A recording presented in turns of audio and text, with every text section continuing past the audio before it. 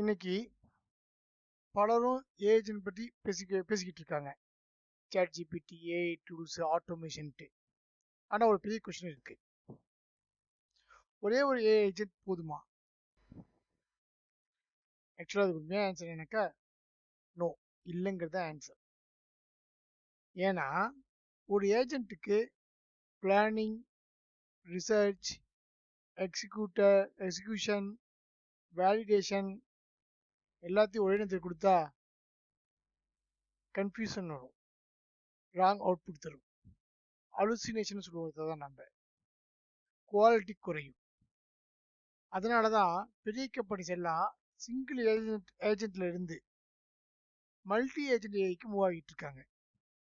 அதாவது ஒரு planar agent, ஒரு ரிசர்ச் ஏஜென்ட், ஒரு எக்ஸிக்யூஷன் பண்ணக்கூடிய ஒரு ஏஜென்ட், ரிவ்யூ பண்ணக்கூடிய ஒரு ஏஜென்ட், ஒவ்வொருவருக்கும் தனி வேலை. இதுதான் ஃபியூச்சர் ஆஃப் ஏஐ. இந்த வீடியோவில் மல்டி ஏஜென்ட்னா என்ன அப்படிங்கிறத பார்த்துருவோம். ஏற்கனவே லேங் செக்னுங்க பார்த்துருக்கோம். இந்த இதில் வந்து லேங் கிராஃபை பற்றி பார்ப்போம். ஏற்கனவே எம்சிபி பற்றியும் பேசியிருக்கோம். ஸோ இதுலேயும் மறுபடியும் எம்சிபி பற்றி ஒரு ரவுண்ட் பார்த்துருவோம். ஒரு ரியல் வேர்ல்டு எக்ஸாம்பிளோட சிம்பிளாக நம்ம இதை புரிஞ்சிக்க முயற்சி பண்ணுவோம். ஓகே, முதல்ல ஒரு பேசிக் கொஸ்டினோட நம்ம ஆரம்பிப்போம். மல்டி ஏஜென்ட் ஏஐனா என்ன அப்படிங்கிறத பார்ப்போம். ஆனால் அதுக்கு முன்னாடி சிங்கிள் ஏஜென்ட் ஏஐனா என்னங்கிறத நம்ம ஃபுல்லாக சீரீஸில் பார்த்துருக்கோம். இந்த ஒரு டெஃபினிஷனாக பார்ப்போம். சிங்கிள் ஏஜென்ட்னா என்னது? நமக்கு தெரிஞ்சது தான். ஒரு ஏஐ ஏஜென்ட் எல்லா வேலையும் செய்யும். நம்மளே என்ன பண்ணோம், கால்குலேஷன், நாலேஜ், இது எல்லாத்தையுமே போன வீடியோவில் நம்ம எல்லா டூல்ஸையும் கால் பண்ணி ஒரே ஏஜென்ட்டில் மெமரியும் போட்டு எல்லா டூல்ஸையும் கால் பண்ணி நம்ம எக்ஸிக்யூட் பண்ணோம். அதாவது எந்த மாதிரி கொஸ்டின் பண்ணால் ஒரே ஏஜென்ட்டுக்கு போகும். இப்போ அதுக்கு நம்ம ஸ்கேலிங் எம்சிபி பற்றி பார்க்கும்போது ஸ்கேல் ஆகிறதுக்கு ப்ராப்ளத்தையும் நம்ம போன வீடியோவில் பார்த்தோம் நம்ம. ஆனால் ஒரே ஒரு ஏஜென்ட் எல்லா வேலையும் செய்யுது. அந்த மாதிரி தான் நம்ம சிங்கிள் ஏஜென்ட்டுக்கு நம்ம பார்த்தோம். நம்ம உதாரணத்துக்கு planning, research, decision making, execution, validation எல்லாமே ஒரே ஏஜென்ட் பண்ணும். இது வந்து ஒரு சிம்பிள் டாஸ்காக இருந்தால் இந்த மாதிரி ஒரே ஏஜென்ட்ல பண்ணலாம். ஆனால் ரியல் வேர்ல்ட் ப்ராஜெக்ட்ஸில் இப்படி எல்லா வேலையும் ஒரே ஏஜென்ட்ல பண்ணுனா அதை வீக் ஆக்கிடும். ஏன்னா எல்லா ரெஸ்பான்சிபிலிட்டியும் ஒரே ஏஜென்ட் கொடுத்தா அதோடைய அதான் இது வந்து நீங்கள் நல்லா பார்த்துக்கோங்க. நாலேஜ் ஒர்க்கு ஒரே ஆளுக்கு கொடுத்து உடனே பண்ணு சொன்னாக்க நம்ம என்ன பண்ணுவோம், என்ன நடக்கும்? அந்த ஒர்க்குடைய குவாலிட்டி குறைங்களா? அதே கான்செப்ட் தான். ஒரே ஏஜென்ட்ல மல்டிபிள் டாஸ்க் கொடுத்து ஏகப்பட்ட டாஸ்க் நமக்கு கொடுத்து எல்லாத்தையும் நம்ம பண்ணு அப்படின்னு சொல்லும்போது அது குவாலிட்டி குறையுது. மல்டி ஏஜென்ட் ஏஐல ஓகே, இப்போ சிங்கிள் ஏஜென்ட் நான் புரிஞ்சுக்கல. மல்டி ஏஜென்ட் ஏஐ பற்றி பார்ப்போம். நம்ம மல்டி ஏஜென்ட்னாக்க பல ஏஜென்ட்ஸ், நாட் சிங்கிள் ஏஜென்ட். ஒரு ஏஜென்ட் கிடையாது, மல்டிபிள் ஏஜென்ட் நம்ம கிரியேட் பண்ணுவோம். ஒரு ரெஸ்பான்சிபிலிட்டியும் நம்ம பிரித்து கொடுத்துருவோம். உதாரணமாக பிளானர் ஏஜென்ட் ஒன்று வச்சுருவோம். அதோட வேலை என்னன்னாக்கா பிளான் செய்கிறது தான் அதோட வேலை.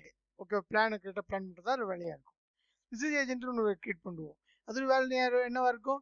இன்ஃபர்மேஷன் கலெக்ட் பண்ணி அதை பற்றி அதை அனலைஸ் பண்ணுறது அதோட ஒர்க்காக இருக்கும்.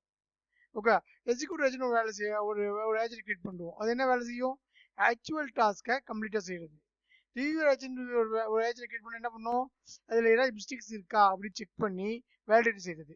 இதனால் ஸ்பீடும் இம்ப்ரூவ் ஆகும், அக்யூரஸி இம்ப்ரூவ் ஆகும், குவாலிட்டியும் இம்ப்ரூவ் ஆகும். இதுதான் மல்டி ஏஜென்ட் சிஸ்டத்துடைய பவர்ன்னு நம்ம தெரிஞ்சுக்கலாம். ஓகே, இப்போ ஒரு ரியல் வேர்ல்டு எக்ஸாம்பிள் பார்ப்போம்.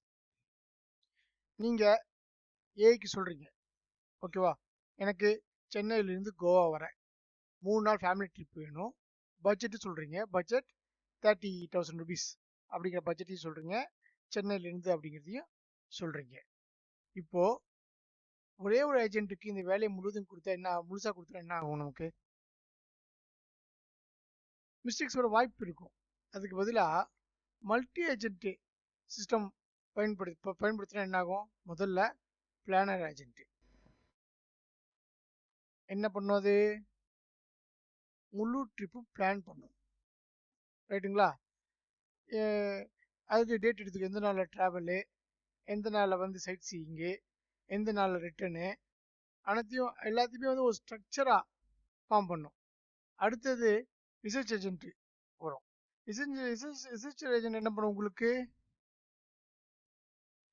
ஃப்ளைட் ஆப்ஷன்ஸ்லாம் பார்க்கும், ஹோட்டல் அவைலபிலிட்டி எல்லாம் செக் பண்ணும், பெஸ்ட் ஆப்ஷன்ஸ் இந்த ஃப்ளைட்டில் வந்து எப்போ சீப்பாக இருக்குது, ஹோட்டல்ஸ் எப்போ சீப்பாக இருக்குது, ஏதாவது ஆஃபர்ஸ் இருக்கா அப்படிங்கிற இன்ஃபர்மேஷன்லாம் கலெக்ட் பண்ணும். அடுத்தது பட்ஜெட் செக்கர் ஏஜென்ட்.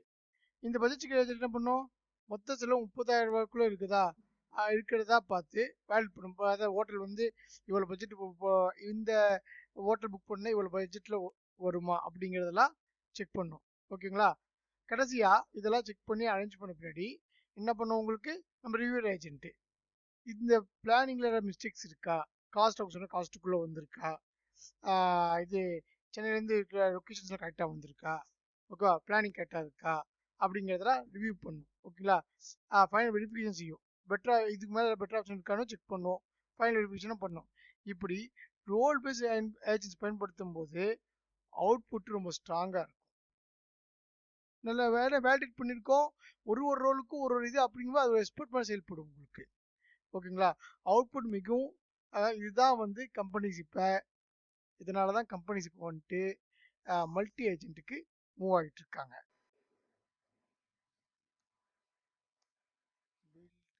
கண்ட்ரோல்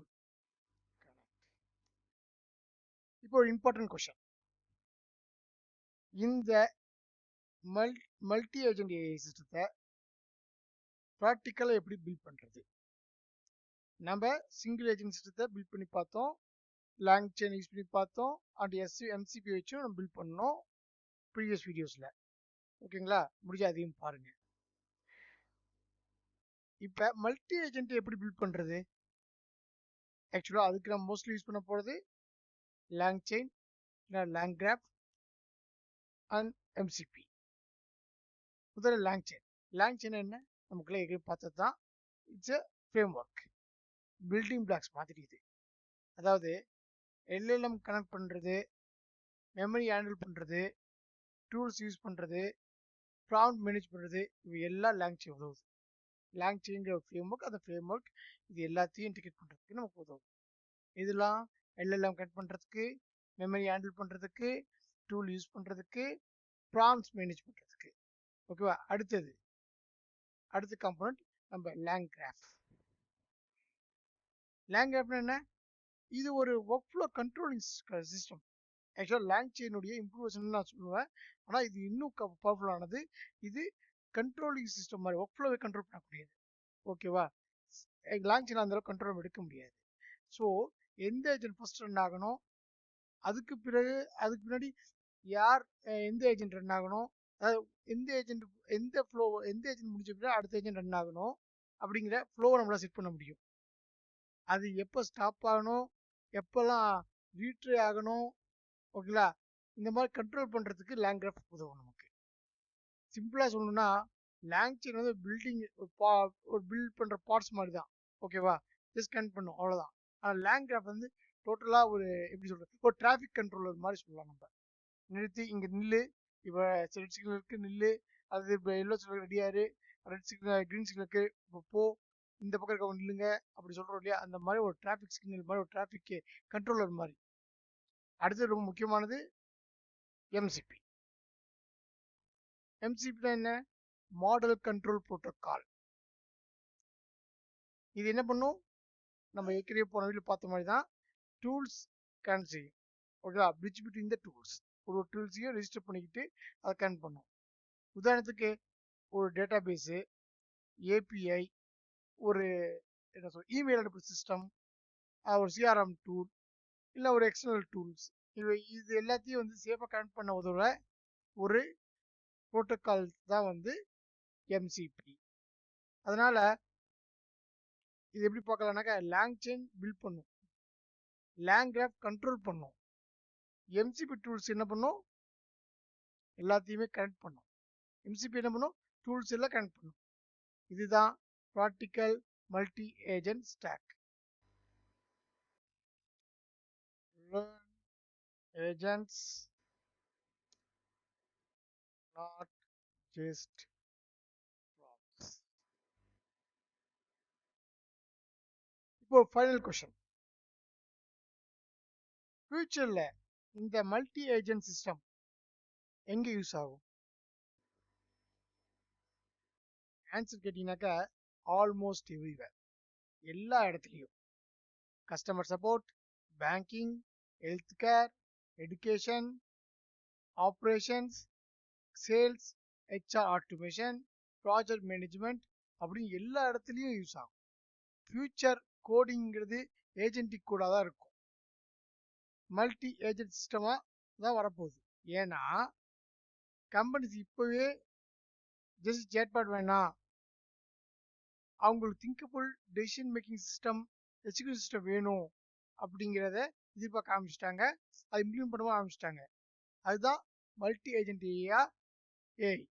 அதனால தான் ப்ராம்ப்ட் இன்ஜினியரிங் மட்டும் போதாது, ஏஜென்ட் எப்படி திங்க் பண்ணுது, எப்படி பிளான் பண்ணுது, எப்படி டூல்ஸ் யூஸ் பண்ணுது, எப்படி டெசிஷன் எடுக்குது, அதுதான் நம்ம கற்றுக்கணும். நம்ம தான் ஏற்கனவே பார்த்தோம். இது நம்மளுடைய சீஸ் முழுசாக பார்த்தோம்னாக்கா ஒரு ஏஜென்ட் எப்படி டூல்ஸை கால் பண்ணுது, எப்படி எல்எல்எம் டிசிஷன்ஸ் மேக் பண்ணுது, எது பிரைன், எது டூல்ஸ் இதுதான் ஹேண்டு மாதிரி நமக்கு அப்படிங்கிறத நம்ம பார்த்தோம். Prompt instruction from the brain அப்படிங்கிற மாதிரியும் நம்ம பார்த்தோம். நம்ம இது நமக்கு ஈஸியாக புரிஞ்சிருக்கும், ஏன்னாக்கா நம்ம ஏஜென்ட்டுக்கு ஏஜென்ட் சிங்கிள் ஏஜென்ட் நம்ம தெளிவாக பார்த்துருக்கோம் நம்ம. அதனால அதுதான் கற்றுக்கணும், அதுக்காக தான் இந்த ஸ்டூடெண்ட் சீரீஸே. அதுதான் ரியல் ஃபியூச்சர். இந்த மாதிரி ப்ராக்டிக்கல் லேர்னிங் வீடியோஸ்க்கு தமிழில் தொடர்ந்து பார்க்கணும், சப்ஜெக்ட் அக்கௌண்ட் சேனலை சப்ஸ்கிரைப் பண்ணுங்கள். நம்ம நெக்ஸ்ட் வீடியோவில் ஒரு real multi agent demo, code demo பார்ப்போம். நன்றி, வணக்கம் நண்பர்களே.